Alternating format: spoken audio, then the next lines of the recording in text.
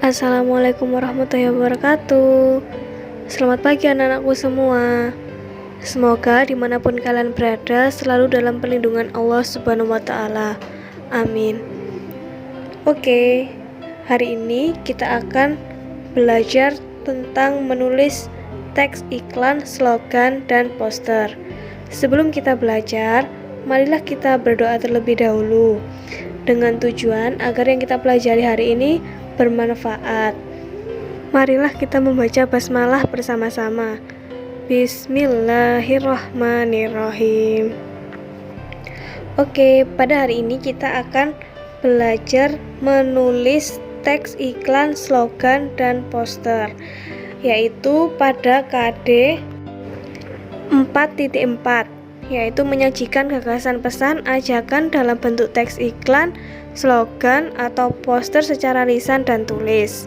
Kita akan mempelajari materi ini dengan tujuan agar kita dapat menulis teks poster, teks iklan, teks slogan dengan baik dan benar. Yang pertama, saya akan menjelaskan tentang apa itu teks iklan.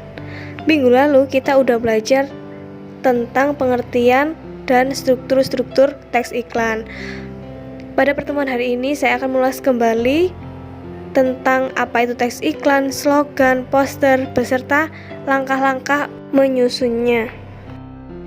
Teks iklan adalah suatu teks yang berisi pemberitahuan kepada khalayak atau masyarakat tentang suatu produk, barang, atau jasa dengan tujuan agar pembaca atau masyarakat tertarik membeli produk atau menggunakan jasa yang diiklankan tersebut.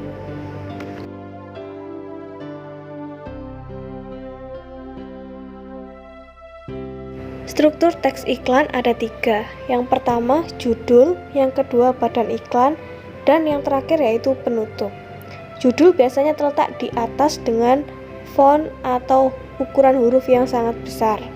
Judul juga bisa berupa nama produk atau nama jasa yang sedang diiklankan. Yang kedua yaitu badan iklan. Badan iklan ini bisa disebut dengan isi iklan. Biasanya terdiri dari deskripsi produk, tentang spesifikasi, komposisi, cara membuat, cara menggunakan, dan aturan-aturan menggunakan produk tersebut jika ada. Alangkah baiknya apabila kamu menyertakan slogan atau kalimat menarik dalam iklan dengan tujuan agar pembeli atau pembaca tertarik untuk membeli produk atau jasa yang sedang diiklankan. Struktur yang terakhir yaitu penutup. Penutup yaitu tanggapan yang diharapkan. Maksudnya berisi alamat atau nomor telepon yang dapat dihubungi apabila ingin membeli produk atau jasa tersebut. Selanjutnya, sebelum kalian menulis iklan, kalian harus memperhatikan syarat-syarat penulisan iklan. Yang pertama, harus menggunakan kata dan bahasa yang tertata dan informatif.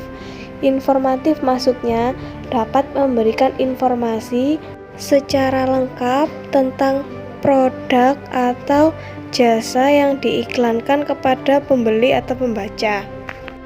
Yang kedua yaitu bahasa yang dipakai menarik dan mudah diingat oleh masyarakat. Maksudnya di sini, alangkah lebih baiknya apabila dalam suatu iklan terdapat slogan, bahasa yang menarik, dengan tujuan agar iklan tersebut diingat oleh masyarakat.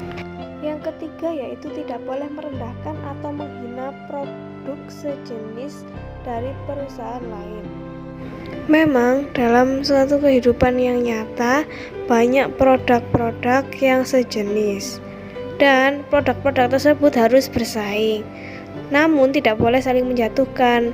Bersainglah secara sehat. Bersaing secara sehat di sini maksudnya adalah apabila kalian memiliki produk atau jasa, kalian harus terus menginovasi produk dan jasa tersebut dan memberikan ciri khas pada produk atau jasa yang sedang kalian iklankan. Yang keempat yaitu tidak boleh berbohong. Maksudnya harus menginformasikan apa adanya tentang barang atau jasa yang sedang diiklankan.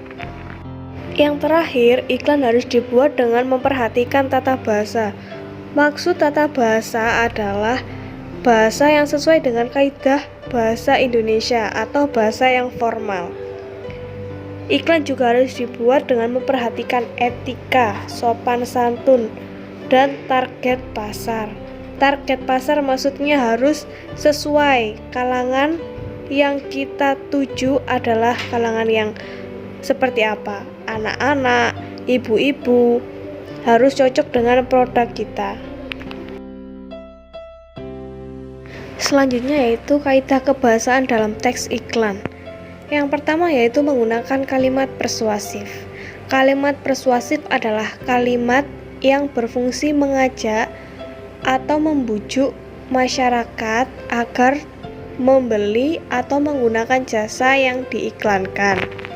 Yang kedua yaitu menggunakan subjek orang pertama.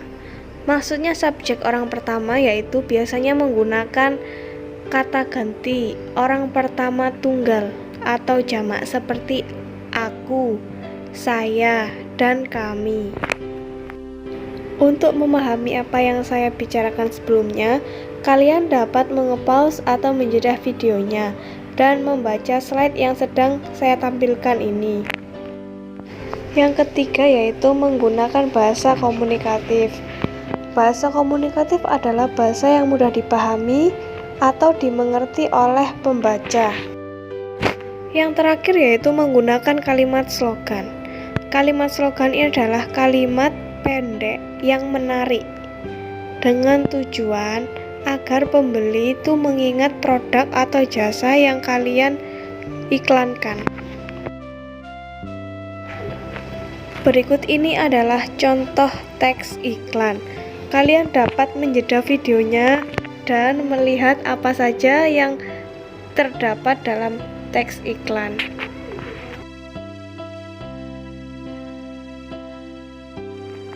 Selanjutnya yaitu slogan. Slogan merupakan perkataan atau kalimat pendek yang singkat dan mudah diingat, dengan tujuan untuk memberitahukan atau menjelaskan maksud tertentu dalam kalimat tersebut. Slogan dibuat memiliki harapan agar si pembaca slogan tersebut mengikuti isi dari slogan tersebut. Sebelum menulis sebuah slogan, kalian harus mengetahui apa itu syarat-syarat slogan. Yang pertama, kalimat slogan harus singkat.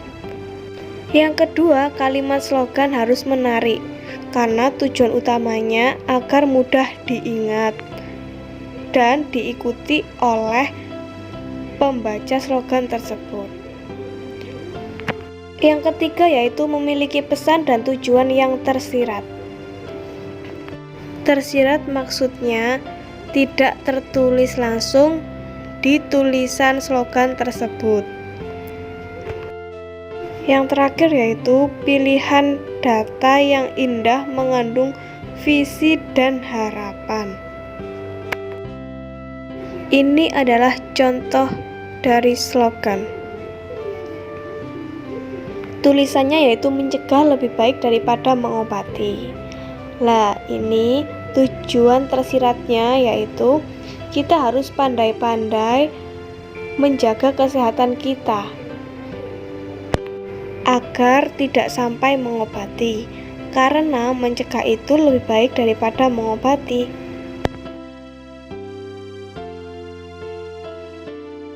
Yang terakhir adalah poster. Poster yaitu informasi yang berbentuk plakat yang terdiri atas tulisan dan gambar, biasanya dipasang di tempat yang strategis.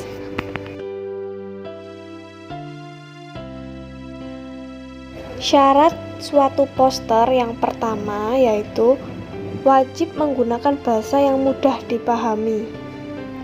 Yang kedua, susunan kalimat poster harus efektif atau mengandung kata atau kalimat yang singkat, padat, jelas, dan berisi. Yang ketiga, Poster sebaiknya dikomunikasikan dengan bentuk gambar, dan jenis font sebaiknya adalah font yang berukuran besar. Yang keempat, poster harus mampu menarik minat khalayak. Maksudnya di sini, dia harus diletakkan di tempat yang strategis. Yang kelima, media poster harus menggunakan bahan yang tidak mudah rusak atau sobek. Karena kan biasanya poster diletakkan di jalan-jalan, biasanya itu terkena panas, hujan, makanya media poster harus kuat dan tidak mudah sobek. Syarat poster yang terakhir yaitu ukuran poster sebaiknya disesuaikan dengan tempat atau lahan pemasangan. Ini adalah contoh poster. Poster biasanya didominasi oleh gambar daripada kata-kata, dan kata-katanya biasanya cenderung sedikit, serta dapat dibaca sambil berlalu. Pola penyajian teks iklan. Yang pertama, kalian harus membuat judul dulu. Judulnya harus menarik dan mewakili isi atau pesan yang ingin disampaikan. Yang kedua, kalian harus membuat kalimat pembuka. Yang ketiga yaitu kalian harus membuat isi. Isinya berisi kalimat persuasif. Terus terdapat keunggulan atau kelebihan produk.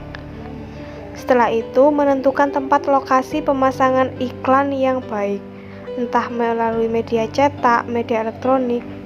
Media cetak ini contohnya seperti majalah, koran, dan media elektronik ini seperti yang terdapat dalam internet.